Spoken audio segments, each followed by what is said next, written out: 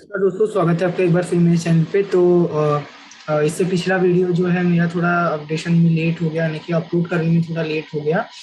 तो इसके लिए मैं क्षमा चाहता हूँ, पर ये मैं ध्यान रखूंगा ना कि कभी कभी हो जाता है जो है लेट। उसके लिए मैं क्षमा चाहता हूँ। तो अभी बात करते हैं 2 जुलाई के मौसम की। तो फिलहाल आप देखिए, आज जो यानी कि पहले तो 30 जून को मानसून यहाँ तक कवर किया था दिल्ली एनसीआर तक, तो आज मानसून काफी तेजी से मानसून ने पूरे पंजाब को यानी कि एक ही बार में, जितना अंदाजा था जो बंगाल की खाड़ी का ब्रांच उतना या उससे अधिक जो है एक्सपेक्टेशन से अधिक मूव किया है। ये जो क्षेत्र आप देखिए, ये जो पंजाब और जो उत्तरी राजस्थान का जो क्षेत्र है जिसको इसने आज कवर किया है, राजस्थान की ज्यादातर इससे कवर हो चुका है। इनकी लगभग जो है 60% राजस्थान, लगभग 55 to 60 कवर हो चुका है। जो कोटा भीलवाड़ा जयपुर वगैरह कवर हो चुका है। श्री गंगानगर, हनुमानगढ़, चूरू, अलवर, ये सारे यानी कि कवर हो चुका है। और ये जो क्षेत्र है इसको ये 8 जुलाई को कवर करता है, यानी कि जो श्री गंगानगर लगभग यहाँ पर है, इससे सटा हुआ यानी कि जो इलाके एकदम जो पाकिस्तान के बॉर्डर के आसपास, मैं अगर आपको मैप में दिखाऊं तो ये इलाके यानी कि आप कह सकते हो श्री गंगानगर के ही इलाके हैं। ये जस्ट श्री गंगानगर के बॉर्डर से, और ये एकदम जो बॉर्डर के इलाके हैं यहाँ पर कुछ जगह ये जो इलाके हैं श्री गंगानगर, या आप बोल सकते हो श्री गंगानगर में जो है 5 जुलाई से 8 जुलाई के बीच पहुंचता है। पर जैसा इस बार एक्सपेक्टेशन था कि मानसून यहाँ जल्दी पहुंचेगा, और पंजाब में भी कई इलाकों में जो है लगभग आधे पंजाब में 5 जुलाई को पहुंचता है, हरियाणा में भी, और 1 जुलाई को ही इन इलाकों में पहुंच चुका है। जयपुर वगैरह में लगभग नॉर्मल डेट के आसपास ही मानसून पहुंचा, 1-2 दिन अर्ली है। ये केवल ये जो कच्छ का एक आध इलाका है यहीं पर लेट चल रहा है, और ये जो राजस्थान के ये जो जोधपुर वगैरह आसपास जो दक्षिण में ये जो बाड़मेर वगैरह जो इलाके हैं यहाँ पर अभी फिलहाल लेट चल रहा है, क्योंकि इस बार जो मानसून है वो देखिए इस प्रकार से आ रहा है अभी फिलहाल जो है थोड़ा। हालांकि अभी अरब सागर का जो है फ्लो बढ़ने की संभावना है, तो यानी कि मानसून का अभी प्रगति काफी अच्छा हो रहा है, यानी कि मानसून अपना धीरे धीरे उग्र रूप प्रदर्शित करने लग गया है। और ये पश्चिमी राजस्थान में हो सकता है कि 72 घंटों के दौरान पूरे भारत में कवर कर जाए। अगले 3-4 दिन में तो कवर करने की पूरी संभावना बनी हुई है। सैटेलाइट इमेजरी में भी आप देखिए, जो बादल है वो उत्तर भारत में, ये जो पश्चिमी राजस्थान और सिंध की तरफ ईस्ट से वेस्ट की तरफ बादल बढ़ रहे हैं। मध्य भारत में भी अच्छे बादल हैं, और दक्षिण भारत में हालांकि इतने बादल नहीं है। दक्षिण भारत और मध्य भारत के कुछ क्षेत्रों में आज उमस भरी गर्मी छत्तीसगढ़ के कुछ इलाकों में देखने को मिली है। तो रायपुर में जैसे आज काफी उमस भरी गर्मी बनी रही, क्योंकि बारिश की चीजें नहीं दिख रही है पिछले 48 घंटों की से। आज बढ़ने की संभावना थी, बढ़ी नहीं है। हालांकि कल से बारिश एक बार फिर बढ़ने की संभावना बनी हुई है। अगर बढ़ती है तो ये जो है लोगों को काफी राहत देगा, क्योंकि जब उमस भरी गर्मी होता है तो आज जैसे यहाँ पर रायपुर का जो मैक्सिमम टेम्परेचर है वो केवल और केवल 33 डिग्री था, पर ये जो है फील्स लाइक टेम्परेचर 40 डिग्री तक चला गया। तो यानी कि 33 होता है पर लगता है कि 40 डिग्री है, और काफी पसीना निकलता है, यानी कि काफी अनकंफर्टेबल वेदर हो जाता है। तो वही देखने को मिल रहा है। हालांकि हो सकता है कि राहत मिले, और विदर्भ के भी कुछ इलाकों में ही है, पर विदर्भ में बादल अधिक बन रहे हैं फिलहाल। और गुजरात में भी आप देखिए बादल इस प्रकार मूव कर रहे हैं, इस प्रकार फॉर्मेशन हो रहा है इनका। तो अब चलते हैं ये वर्षीय गतिविधियों की तरफ। तो उत्तर भारत के पहाड़ों में अगले 24 से 48 घंटों के दौरान यानी कि कुछ ना कुछ वेदर एक्टिविटी पूरे पहाड़ों में केवल ये हल्की से मध्यम वेदर एक्टिविटी इन इलाकों में जारी रहेगी। मैं अगर आपको एनोटेट करके दिखा देता हूँ, ये जो इलाके हैं यहाँ पर वेदर एक्टिविटी जारी रहेगी। इसके ऊपर यानी कि ये जो इलाके हैं लद्दाख, गिलगित बाल्टिस्तान वगैरह, ये जो इलाका है यहाँ पर अधिक वेदर एक्टिविटी नहीं होगा। हाँ, हल्की फुल्की जो वेदर एक्टिविटी से बारिश से इनकार नहीं कर सकते।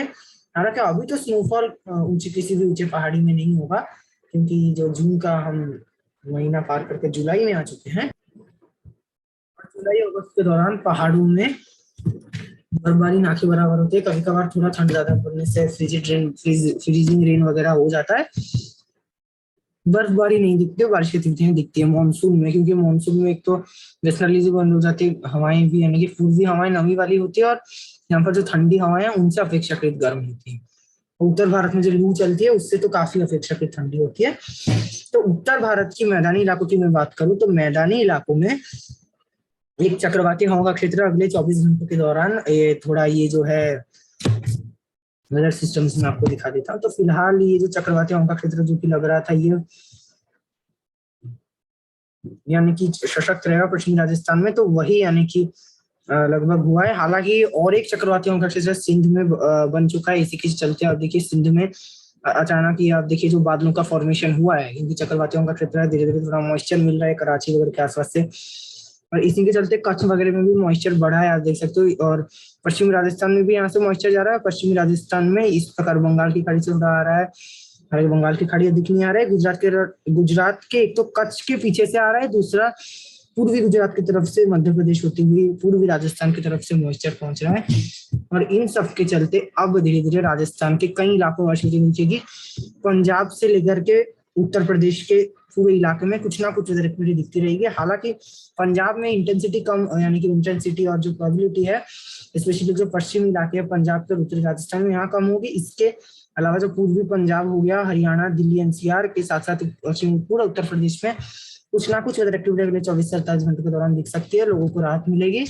दिल्ली के कुछ क्षेत्रों में जो जलभराव हो चुकी है, जहां पर यानी कि डाउन एरियाज है, हालांकि हर हिस्से में नहीं हुई है, तो उसमें अधिक सुधार नहीं होगा, क्योंकि अभी अगले कम से कम तो 48 घंटों तक कुछ ना कुछ वेदर एक्टिविटी होने की संभावना बनी हुई है। क्योंकि लगातार अब देखिए पूर्वी हवाएं चल रही है। ये जो हवाएं हैं, इस प्रकार बंगाल की खाड़ी से मॉइस्चर लगातार आ रहा है, हवाएं पूर्वी हैं, तो वर्षा दिखती रहेगी। और राजस्थान की मैं बात करूं तो राजस्थान में अगले 24 से 48 घंटों के दौरान पूरे राजस्थान में कुछ ना कुछ देखिए। पश्चिमी राजस्थान में कल से ही, यानी कि आज रात से हो सकता है कुछ इलाकों में बारिश शुरू हो। बीकानेर वगैरह में कल से जैसलमेर वगैरह में बारिश बढ़ेगी। 3 तारीख की शाम होते होते जैसलमेर वगैरह में बारिश गतिविधियां और बढ़ सकती है। 4 तारीख होते होते बारिश गतिविधियां जो फिलहाल पहले लग रही थी काफी भारी होगी, तो फिलहाल लग रहा है कि उतनी भारी बारिश जैसलमेर में नहीं दिखेगी। हाँ, हल्की या मध्यम बारिश दिख सकती है जैसलमेर में। और इसी के साथ 3-4 तारीख के बीच मानसून दस्तक दे सकते हैं, कि 3-4 तारीख को सिंध में काफी अच्छी बारिश दिखेगी। ये जो सिंध के दक्षिणी इलाके हैं यहाँ पर। और पश्चिमी राजस्थान में तापमान तो उतना बढ़ नहीं पाएगा, तापमान में भी गिरावट आएगी, बारिश की गतिविधियां दिखेगी, तो मानसून डिक्लेयर हो जाएगा। और यहाँ पर यानी कि अभी कुछ ना कुछ धीरे धीरे जो है 9-10 तारीख इस समय भी दिखेगी, उसके बारे में आगे बात करूंगा मैं। और यानी कि अभी फिलहाल लग रहा है कि जो जुलाई और अगस्त का महीना मानसून के लिहाज से काफी अच्छा जाने वाला है भारत के लिए। बात करते हैं पूर्वी भारत, तो बिहार के पूरे इलाके में कुछ ना कुछ एक्टिविटी हल्की से मध्यम बारिश की बिहार में दिखती रहेगी 24 से 48 घंटों के दौरान। कुछ कमी आ सकती है, बीच में रुक सकती है बारिश, पर हाँ कुछ ना कुछ होती रहेगी। जहां पर भी वेदर एक्टिविटी उत्तर भारत, मध्य भारत, पूर्वी भारत में नहीं दिखेगी, वहां हल्का उमस भरी गर्मी डेवलप हो सकता है, जैसा कि क्योंकि पहले क्या होता था कि जो है 2000 वगैरह से पहले, यानी कि करीब 20-25 साल पहले जो मानसून होता था वो ये यानी कि काफी एरिया में एक साथ बारिश दिखती थी, यानी कि वाइड स्प्रेड रेन होता था, अच्छी बारिश होती थी, स्प्रेड अच्छा था, तो उस समय फोरकास्टिंग भी इजी होता था और काफी वाइड एरिया में बारिश एक साथ दिखती थी। पर अब मानसून को क्या हुआ है, बादल भी काफी ऊंचाई तक यानी कि बनते थे, ऊंचाई तक बनते थे, पर अब जो है यानी कि क्लाइमेट चेंज वगैरह का नतीजा है। इसी के कारण जो है अभी मानसून भी धीरे धीरे पैचेस में होने लग चुका है, आप देख सकते हो। यानी कि वाइड स्प्रेड रेन मानसून में होता है, प्री मानसून से तो अधिक होता ही है, पर यानी कि उतना भी नहीं होता, थोड़ा मोड़ा कभी कभार फोरकास्टिंग में गड़बड़ हो जाता है। प्री मानसून में जैसे एक ही डिस्ट्रिक्ट में बारिश नहीं हुई है, मानसून में उतना भी नहीं होता, अगर कोई बड़े डिस्ट्रिक्ट है तब हो जाता है। तो पश्चिम बंगाल में स्पेशली जो सब हिमालयन वेस्ट बंगाल है, यहाँ पर कुछ क्षेत्रों में भारी बारिश की गतिविधियां अगले 24 से 48 घंटों के दौरान दिख सकती है। गैंजेटिक वेस्ट बंगाल में हल्की या मध्यम बारिश की गतिविधियां जारी रहेगी। और एक चक्रवाती हवा का क्षेत्र कल हालांकि उत्तरी छत्तीसगढ़ में विकसित होगा, इससे सटे झारखंड और उत्तरी उड़ीसा में 48 घंटों के दौरान। उस समय जो है ये हालांकि उतना बढ़ा नहीं पाएगा, पर बारिश की गतिविधियों जारी रखेगा। मध्य भारत में थोड़ा बारिश बढ़ा सकता है। उत्तर पूर्वी भारत में हल्की से मध्यम बारिश जारी रहेगी, जो कि जारी थी 48 घंटों के दौरान, ये जारी रहेगी।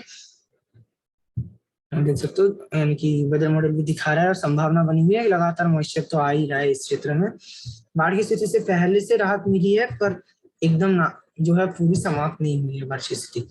उड़ीसा में हल्की से मध्यम बारिश गतिविधियां, उड़ीसा में हल्की या मध्यम बारिश गतिविधियां जारी रहेगी, जहां पर बारिश नहीं होगी उमस भरी गर्मी हो सकती है। और छत्तीसगढ़ में फिलहाल जो है उत्तरी छत्तीसगढ़ में तो कुछ ना कुछ पूरे छत्तीसगढ़ में संभावित है, पर रायपुर में जो है आज से लग रहा था बारिश बढ़ेगा, उमस भरी गर्मी से लोग परेशान है। यहाँ पर पिछले 48 घंटों से उमस भरी गर्मी यानी कि काफी हो रहा है।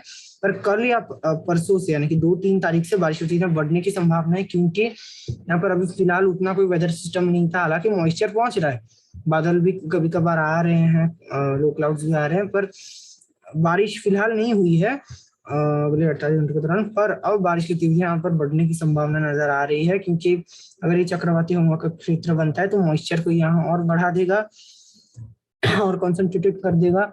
ट्रफ रेखा भी उत्तर भारत में देख सकते हो सशक्त होने की संभावना है। ये जो है अगले 48 घंटों के दौरान वेदर सिस्टम रहेगा। यहाँ से ट्रफ रेखा होती हुई इस प्रकार ये चक्रवाती हवा का क्षेत्र, इसके दक्षिण में ट्रफ रेखा, और इसी चक्रवाती हवा के क्षेत्र के चलते यहाँ अरब सागर से ऐसे नमी आएगी, बंगाल की खाड़ी एक्टिव होगा, मध्य भारत उत्तर भारत में इस प्रकार लगातार यानी कि मॉइस्चर पहुंचेगा यहाँ से ऐसे। तो मानसून अभी काफी एक्टिव उग्र होने की संभावना बनी हुई है। और इसके बाद जो है तो यानी कि अब छत्तीसगढ़ में वर्षा की बढ़ने की संभावना है, और कुछ ना कुछ राज्य अभी भी पूरे छत्तीसगढ़ में संभावित है। पूर्वा कोरिया, अंबिकापुर से लेकर के रायपुर, रायगढ़, दुर्ग, राजनांदगांव, नारायणपुर, जगदलपुर, कांकेर, दंतेवाड़ा सारे इलाकों में, और मध्य इलाकों में रायपुर वगैरह में फिलहाल अगले 24 घंटों के दौरान थोड़ी कम संभावना है। हालांकि संभावना है कल रायपुर में बढ़ने की संभावना देखी है।